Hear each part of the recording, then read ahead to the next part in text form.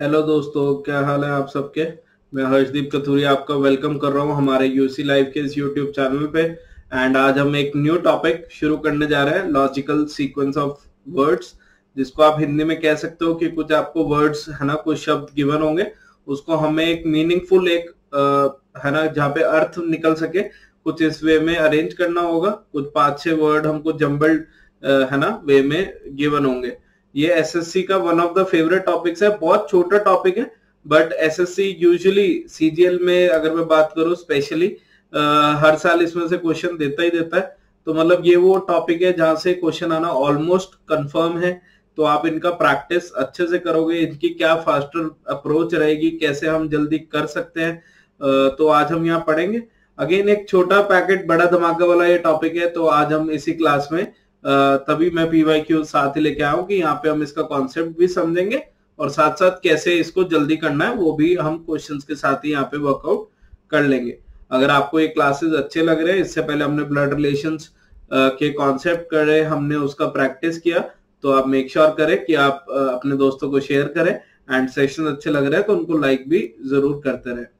चलो, जो बच्चे बीच में नए जुड़ रहे हैं तो आप मेरा प्रोफाइल यहाँ पे चेकआउट कर सकते हो, है ना। आप मेरे एक्सपीरियंस और एक्सपर्टीज का पूरा फायदा आप उठा सकते हो। एंड आई होप जो ये हमारा एक टीम है, एक फैमिली है, ये बिल्कुल आपके सपने को, आपके जॉब लेने के सपने को, है ना, आपके गोल्स को अचीव करने की ओर आगे लेके जा रही है। तो आज जो हम चैप्टर करने जा रहे हैं जिसका नाम लॉजिकल सीक्वेंस ऑफ वर्ड्स है, कई जगह आपको इसको लॉजिकल अरेंजमेंट से भी होता है। एक और चैप्टर मोस्ट प्रोबेबली हम आगे करेंगे, एक अल्फाबेट टेस्ट, उसमें भी इससे काफी मिलते जुलते है ना कॉन्सेप्ट्स होते हैं। तो कुछ चीजें अल्फाबेट टेस्ट की मैं यहाँ पे, जैसे अल्फाबेटिकल ऑर्डर है वैसे ही अल्फाबेट टेस्ट में पढ़ते हैं, बट मैं आपको क्योंकि सीक्वेंस ऑफ वर्ड्स है तो सीक्वेंस में यहीं पे आज उस चीज को भी करवा देता हूँ साथ में। और लॉजिकल सीक्वेंस मतलब जहाँ पे आप उस चीज का अर्थ है ना एक मीनिंगफुल वे में अरेंज कर पाओ। एग्जाम्पल्स क्वेश्चंस में बिल्कुल आगे दूंगा, आपको बहुत ही इजीली समझ आ जाएगा, बट टाइम सेव करना है वो इम्पोर्टेंट है इन टॉपिक्स में, तो हम उस चीज पे यहाँ पे ज्यादा बात करेंगे। ठीक है, तो हम पहले बात करते हैं अल्फाबेटिकल ऑर्डर की। ठीक है, अल्फाबेटिकल ऑर्डर क्या होता है कि अगर आपको कोई भी वर्ड्स गिवन हो तो उनको डिक्शनरी में, जिसको आप शब्दकोश कहते हो, डिक्शनरी में अगर ढूंढना हो या टेलीफोन डायरेक्टरी में ढूंढना हो या अल्फाबेटिकली सिंपली अरेंज करना हो तो वो कैसे मिलेंगे। तो अल्फाबेटिकल को आप अकॉर्डिंग टू डिक्शनरी, जिसको आप शब्दकोश हिंदी में कहते हो, है ना, उससे रिलेट कर सकते हो। रिवर्स अल्फाबेटिकल हो जाएगा कि मतलब उसका उल्टा, मतलब जैसे डिक्शनरी में होगा कि हम पीछे से अगर देखें तो कौन सा शब्द पहले आएगा। फॉर एग्जाम्पल मैं यहाँ पे 5-6 वर्ड लिख दूं, अर्श, अर्श, ठीक है, जान के मैं अलग अलग लिख रहा हूं कि आपको समझ में आ जाएगा। ठीक है ना, अमन, सारे नेम ही मैं लिख रहा हूं कि आप आराम से इसको अच्छे से रिलेट कर पाओगे। और सपोज करो एडम, तो इनको डिक्शनरी में अरेंज करना है। अगर इन वर्ड को मैं डिक्शनरी में ढूंढूं, वैसे तो डिक्शनरी में मिलेंगे नहीं सारे वर्ड की मीनिंगफुल है या नहीं है, मैं कह दूं फोन डायरेक्टरी में ढूंढना है तो कैसे दिखाई देंगे, या आप अपने फोन में देखते हो तो ये कैसे ऑर्डर में अरेंज्ड होंगे। तो इसका सिंपल सा रूल क्या होता है कि जौन सा अल्फाबेट, जौन सा शब्द, जो हमारी अल्फाबेट सीरीज होती है ABCD पूरी, है ना, आई होप वो आप सबको अच्छे से पता ही है, उसमें जौन सा वर्ड पहले आएगा, जौन सा अल्फाबेट पहले आएगा तो वो पहले आएगा। तो हमने यहाँ पे चेक किया, ये सब में ही ए है, सब में ही ए है। तो सर अब क्या करें, जब सब में ए हो ना बेटे तो ये हमारे लिए बराबर हो गए। अब हम क्या करेंगे, इनका सेकंड अल्फाबेट चेक करेंगे। यहाँ पे ए आ रहा है, यहाँ पे आर आ रहा है, यहाँ पे एम है, यहाँ पे डी है। तो जब मैं सेकंड अल्फाबेट चेक कर रहा हूं तो मुझे नजर आता है कि अरे ए ही सबसे यहाँ पे पहले आना चाहिए, तो हमारा सबसे पहले वर्ड हो जाएगा अर्श। ठीक है जी, ठीक है। अब इन दोनों में ये ध्यान रखना है कि इसमें आर था तो इसको पहले नहीं रखेंगे। फिर बाकी 3 अल्फाबेट में अगर मैं चेक करूंगा तो मेरे को दिखता है कि डी अल्फाबेट सबसे पहले आएगा एम और आर में से, तो मेरा दूसरा शब्द आएगा एडम। ठीक है, अब फिर मैं एम और आर में कंपेयर करूं तो एम पहले आएगा और फिर आर आएगा। तो ये हमारा जो अरेंजमेंट है ये अकॉर्डिंग टू डिक्शनरी या वो डायरेक्टरी या अल्फाबेटिकल ऑर्डर में हो गया। अगर वो रिवर्स अल्फाबेटिकल ऑर्डर में कहे कि मतलब अगर इनको उल्टा देखे, पीछे की तरफ से देखे, तो आपको सिंपली इसको रिवर्स करके देख लेना है या वहां पे लिख लेना है जैसे भी वो कहेगा। तो उसमें क्या आ जाएगा, अर्श, अमन, ठीक है जी, एडम और हमारे अर्श, ठीक है। तो क्या कॉन्सेप्ट होता है कि सबसे पहला जो अल्फाबेट है, सबसे पहले वो देखो, आपको पेपर में मोस्टली ये वाला अल्फाबेट सेम ही दिया जाएगा, सेकंड भी मोस्टली सेम ही दिया जाएगा, आपको थर्ड या फोर्थ से शुरू करना होगा। अगेन इसका फास्ट अप्रोच कैसे है वो अभी ऑप्शंस के थ्रू मैं आपको बताऊंगा। कॉन्सेप्ट बस सिंपल सा ये है कि जोन सा अक्षर पहले एबीसीडी में पहले आता है तो उसको पहले रखना है। प्लीज एक चीज में और कंफ्यूज नहीं होना, अगर मैं कहूं एक नाम अमन है या अमनजीत है सपोज, और दूसरा नाम अमन है, तो सर इसमें पहले कौन सा रखेंगे डायरेक्टरी में, कि साइज जिसका बड़ा है या साइज जिसका छोटा है नाम में। तो आपको क्या रखना है, अमन को पहले रखना है क्योंकि एन तक पहले आएगा और फिर उसके बाद आएगा अमनजीत जी, ठीक है।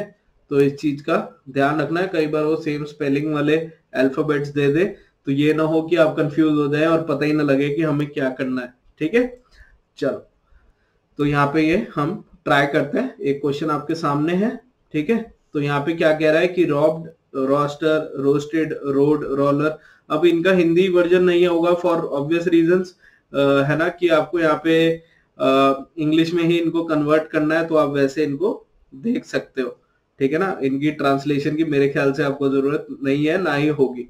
तो अगर आप ध्यान से देखोगे, मैं यहाँ पे रेड कलर का मार्कर चूज करता हूं, तो आर ओ सब में सेम है बच्चे, अगर हम ट्रेडिशनल मेथड से जाए, है ना, आर ओ तो सब में सेम है, तो ये तो डिफाइन नहीं करेगा कौन पहले आ रहा है कौन बाद में आ रहा है। तीसरा अक्षर क्या हो रहा है, यहाँ पे पी है, इधर एस है, तो पी और एस में ये पक्का है कि रॉब्ड रोस्टर से पहले आएगा, तो वन जो है वो टू से पहले होना चाहिए, वो हर जगह भी दिख रहा है।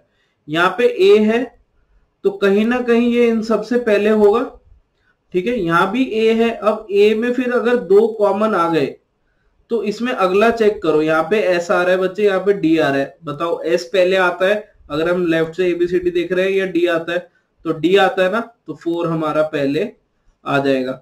अब जैसे ही मेरे को ये ऑर्डर में दिखाई दिया कि 4 3, अब रोलर क्योंकि इसमें एल है, ठीक है ना, और वो एल पी से पहले आता है, तो 5 यहाँ पे आ जाएगा, ये मेरे को ऑर्डर दिख गया और ये मेरा आंसर होगा। ये एक कॉन्सेप्ट समझने का तरीका था जहां हमने एक एक अल्फाबेट को देखा, फिर उसको हमने मार्क करने की कोशिश करी, ठीक है।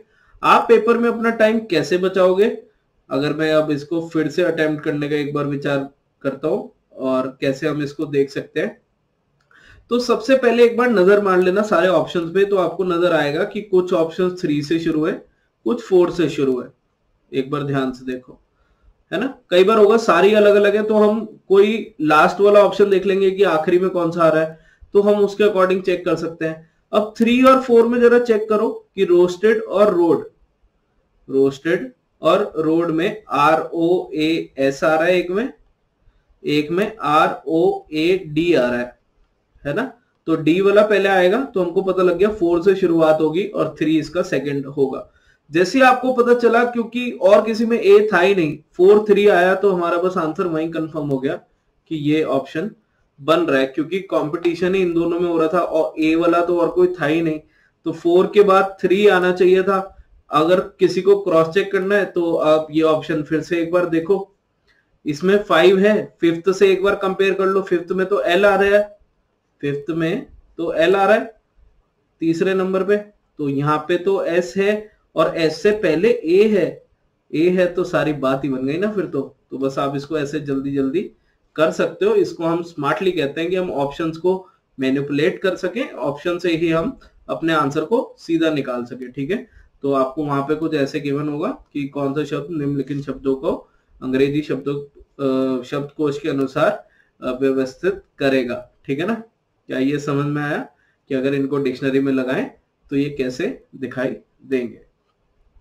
चलो एक और क्वेश्चन करते हैं हम। यहाँ पे आप देखो अगेन, अब मेरे को ऑप्शंस में दिखा यहाँ पे कि 5 जो है वो सब में है, स्टॉर्म, स्ट्रैप, स्ट्रैंगल, स्टैम्प्ड और सटायर में शुरुआती वर्ड 5th ही है, फिफ्थ का मतलब SAT, तो ए सबसे पहले था, तो ये तो वैसे भी सबसे पहले ही आना था। अब बाकी ऑप्शन में मुझे 3 में कंफ्यूजन है, 1, 4 और 3 में। अब 1 में है ST, 3 में है ST, 4 में भी है ST, तो सब में ST कॉमन है।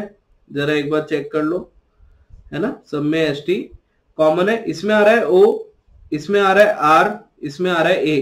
तो यहां से क्लियर कट हो गया ना कि बच्चे A वाला सबसे पहले आएगा, ST के बाद A पहले आएगा ना, O वाला नहीं आएगा, R नहीं आएगा। तो उसके बाद हमको यहाँ पे पता लग गया कि 5 के बाद आया 4, और जैसे ही पता चला 5 के बाद आया 4, तो ये हमारा आंसर हो गया। बस इससे ज्यादा जरूरत ही नहीं है, क्योंकि यहाँ पे 5 और 4 दिख गया। आप करना चाहते हो तो आप बिल्कुल करो कि उसके बाद STA था, फिर STO आएगा, है ना, फिर STRA वाले 2 हैं यहाँ पे। STRA वाले जरा चेक करो, A तक 2 हैं, तो P पहले आना चाहिए या N, तो N पहले आना चाहिए ना, तो ये आपको 3 और 2 इस अकॉर्डिंग दिख जाएगा। बट हमें इतना टाइम वेस्ट नहीं करना ना, अगर 5, 4 से बस आंसर बन गया तो उसको मार्क करो और आगे चलो, ठीक है ना।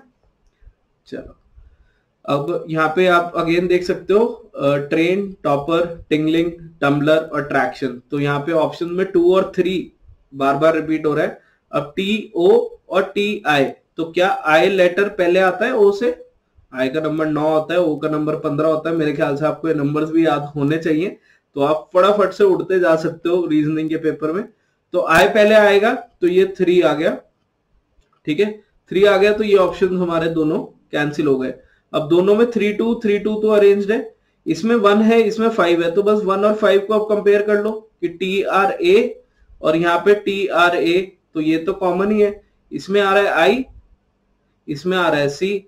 अब I और C में पहले कौन सा आएगा? C आएगा ना, तो 3, 2 तो सब में ही था और 5, तो इससे आपका आंसर बन गया, ठीक है, इससे आपका आंसर बन गया। और आप वैसे भी देखो कि TU तो सबसे आखिरी में ही आना था ना, U क्योंकि 21 है और R 18 है। आपको पता है ना कि R को कैसे याद रखना है, कि 18 उसका नंबर है। कभी इसको हिंदी में बोलो ना 18 को, तो र की आवाज आती है और ये र ही नंबर है। ऐसे ही 19, तो ऐसे आप यहां से थोड़ा थोड़ा रिलेट कर सकते हो, ये आपको हेल्प करेंगी चीजें, ठीक है। अल्फाबेट्स याद है तो वो आपको कम से कम 6-7 चैप्टर में फायदा देंगे फॉर श्योर, ठीक है ना।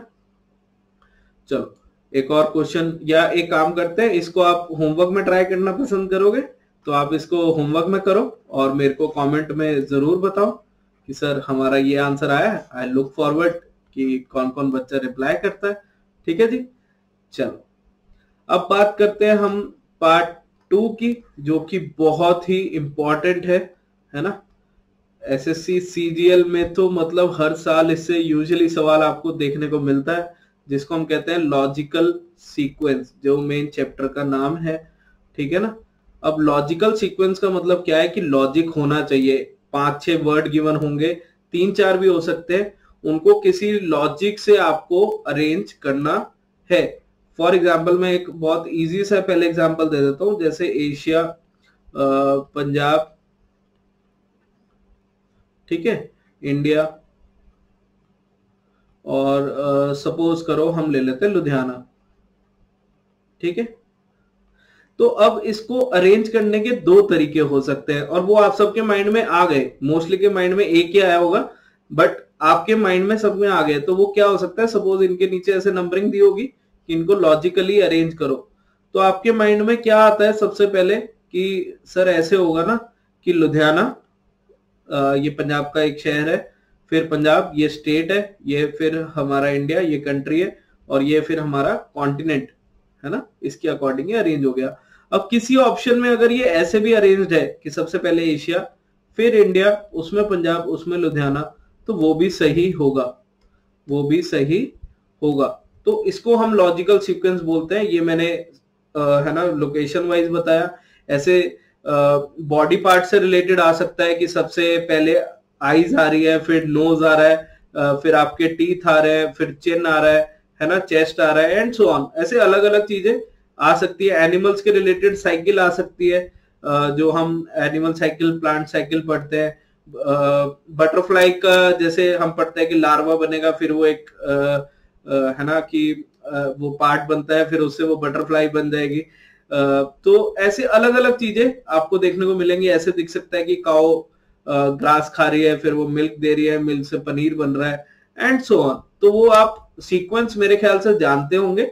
अगर नहीं भी जानते, अगर आप कुछ चीजें जानते हो, तो मैं अभी क्वेश्चंस के माध्यम से आपको बताने ही वाला हूं कि आपने कैसे पिक करना है कि ये क्वेश्चन बहुत जल्दी हो जाए। ठीक है जी, चलो। तो फॉर एग्जाम्पल ये क्वेश्चन है और ये एसएससी सीजीएल का ही है ना, यहाँ पे सवाल है 2019 का। तो हम इसी के थ्रू प्रैक्टिस कर लेते हैं। तो आप Hindi as well as English में क्वेश्चन को एक बार पढ़ सकते हो कि arrange the following words in a logical होना चाहिए, मतलब रीजन होना चाहिए उसके पीछे, और मीनिंगफुल मतलब एक कोई अर्थ उसके पीछे जरूर होना चाहिए। अब जैसे ही आप ऑप्शंस पढ़ोगे ना वहां पेपर में जो भी आएंगे, तो आपको ऑलमोस्ट सारे वर्ड्स के बारे में पता होगा। कई बार नहीं भी पता तो घबराने की जरूरत नहीं है। जो 2-3 वर्ड पढ़े हैं आप उससे भी आंसर को मार्क कर सकते हो, अटेंड कर सकते हो। जैसे ही आपने यहाँ पे पढ़ा तो ये समझ आ रहा है कि एक कोई बच्चे की पढ़ाई, उसकी फिर नौकरी और फिर उसकी रिटायरमेंट वगैरह की यहाँ पे बात हो रही है ना। यहाँ पे एजुकेशन की स्पेलिंग हम सही कर देते हैं क्योंकि एजुकेशन सबसे पहले सही होना चाहिए।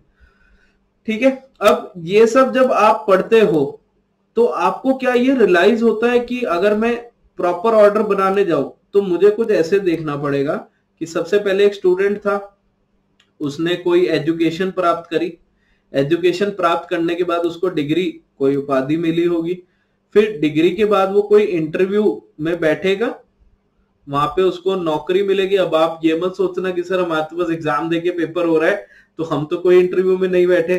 तो यार आपके लिए जो प्रोसेस है वो इंटरव्यू की जगह टेस्ट है। तो आई होप आप सब इस चीज को रिलेट करते हो। ये मैं थोड़ा जोक के वे में समझाना चाह रहा हूँ, तो बट आपको समझना है कि इंटरव्यू प्रोसेस कैसे वर्क करता है। ठीक है ना, फिर आपको जॉब मिल गई और उसके बाद फिर फाइनली हमारी रिटायरमेंट होएगी।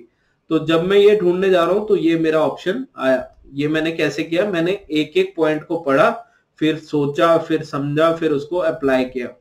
अब इसको अगर जल्दी करना हो तो आप कैसे करोगे बेटा, सारे वर्ड्स पे गो थ्रू जब करो। गो थ्रू का मतलब उनसे जब आप पढ़ते जाओगे तो आपको रियलाइज होगा कि ये आपसे रिलेटेड है या कहीं आपने देखी है। तो या तो सबसे पहले होने वाली चीज या सबसे आखिरी में होने वाली चीज आपको दिख जाएगी। 100 में से कम 95-96 क्वेश्चन में ऐसी चीज आपको दिख जाएगी। जैसे यहाँ पे मुझे क्लियर कट दिख रहा है कि रिटायरमेंट सबसे आखिरी में होगा इन सब में। ठीक है, क्योंकि student, job, interview, education, degree, इन सब के बाद रिटायरमेंट होगा। एक ही ऑप्शन था जहां पे आखिरी में रिटायरमेंट था। तो मैं थोड़ा स्मार्ट इनफ रह सकता हूँ, मैं थोड़ा यहाँ पे अपनी बुद्धि का पूर्ण इस्तेमाल कर सकता हूँ कि मुझे पूरे ऑप्शंस ढूंढने की जरूरत नहीं है। अगर 5 किसी और में होता तो मैं कुछ और चेक करता, वो अलग बात है, बट यहाँ पे जरूरत और कुछ नहीं थी। ठीक है, अगर आपको 5 दो जगह दिख रहा है तो और उसको कैसे पिक कर सकते हो, तो वो हमें अकॉर्डिंग टू ऑप्शन ही मैनिपुलेट करना आना चाहिए। क्या ये क्लियर हुआ? अब जैसे नेक्स्ट क्वेश्चन में देखते हैं। अब जैसे यहाँ पे क्या हो रहा है कि write, publish, author, reader, sell, है ना, लेखन, प्रकाशन, लेखक, पाठक और विक्रय। अब जैसे आप ये रीड करते हो तो यहाँ पे 2 वर्ड है जिनका ध्यान रखना। एक हो रहा है सेल, अब किताब छपने की बात कहीं ना कहीं हो रही है। एक है रीडर। अब देखो किताब बिकेगी तो रीडर के पास जाएगी, तो मुझे ये पता है कि जहां भी सेल होगा उसके बाद रीडर आएगा। ठीक है, ये मेरे को अब 3 जगह दिखाई दिया, 5, 4, 5, और ये आखिरी प्रोसेस होगा। किताब छपना वगैरह ये नहीं कि बाद में हुआ पहले पढ़ रहा है, तो ये पॉइंट तो कम से कम मेरा कैंसिल हो गया।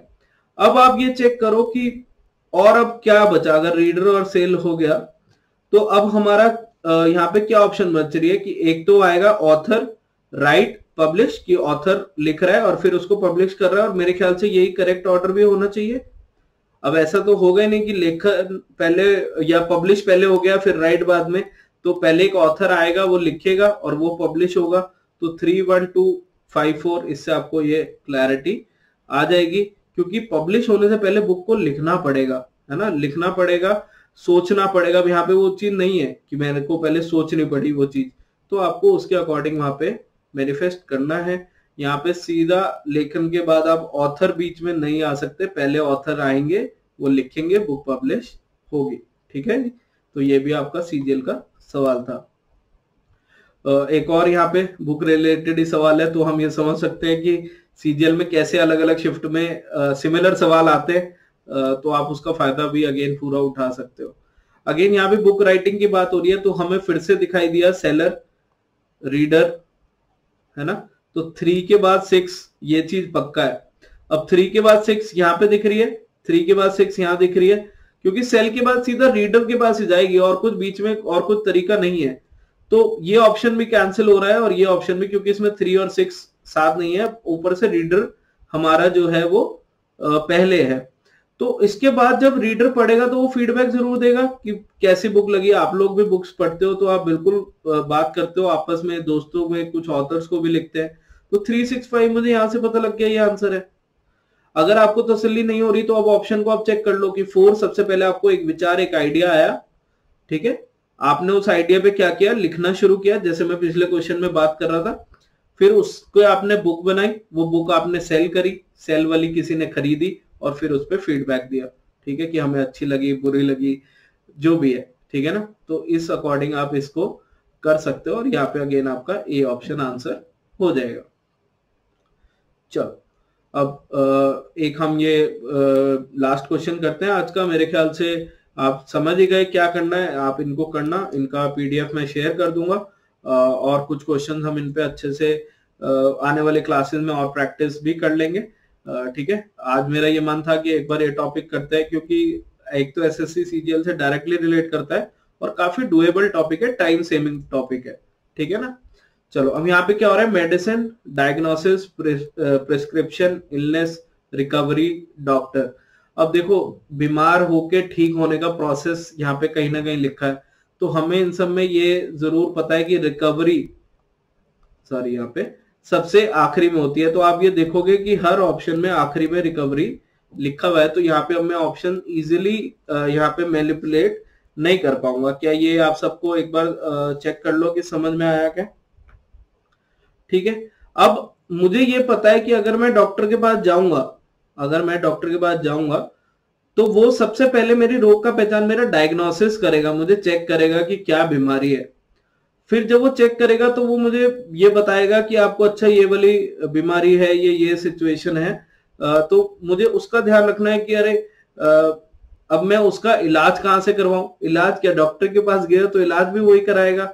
तो उसके बाद वो आपको प्रिस्क्रिप्शन, एक पर्चा जिसको हम कई बार बोल देते हैं, वो लिख के देता है कि आप अब मेरे पास आए हो, ये सिचुएशन है, ये मैंने आपकी रोग का पहचान किया, ये आपको प्रॉब्लम आई।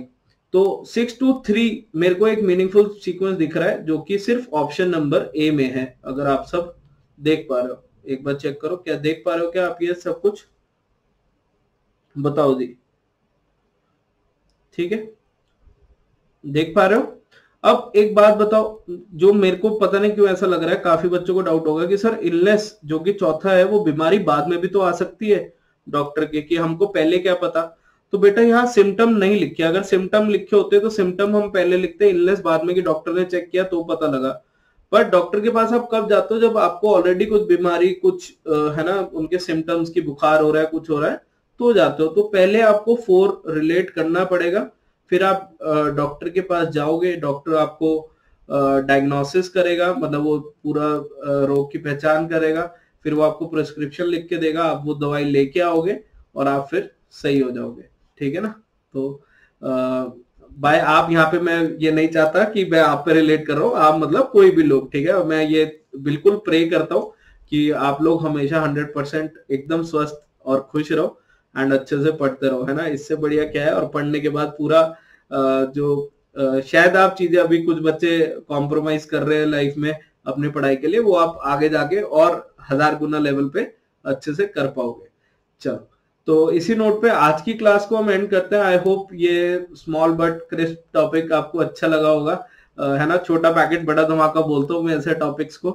तो आप एक बार अच्छा लगा तो लाइक शेयर जरूर करना, एंड हम अगली क्लास में नए टॉपिक के साथ मिलते हैं और इसके हम और क्वेश्चंस भी बीच बीच में प्रैक्टिस जरूर करते रहेंगे। तो आज के लिए इतना ही करते हैं। Thank you so much.